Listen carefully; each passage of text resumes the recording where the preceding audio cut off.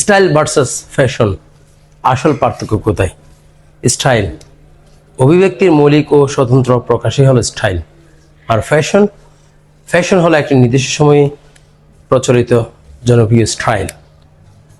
কথাটা কেমন জানি বইয়ের ভাষায় হয়ে গেল, আমরা আর একটু ইজিভাবে ক্লিয়ার করছি। ফ্যাশন আসে যায়, ট্রেন্ড বদলায়, কাল ওভারসাইজড, পরশু আবার স্লিম ফিট, কিন্তু স্টাইল এটা কখনো মরে না, কারণ স্টাইল আপনার পরিচয়, আপনার পছন্দ এবং আপনার কনফিডেন্ট। ফ্যাশন কি চলছে এখন? এই মৌসুমে ওভারসাইজড টি শার্ট ট্রেন্ড হিট, সবাই পরছে, সব ব্র্যান্ড প্রচার করছে। ওভারসাইজ টি শার্ট পরলেন ঠিক আছে, কিন্তু যেভাবে পরলেন সেটাই আপনার স্টাইল। যেমন রঙের ব্যালেন্স হতে পারে, সঠিক ফিট হতে পারে, জুতার সাথে ম্যাচ, এই কম্বিনেশন আপনাকে আলাদা করে তোলে।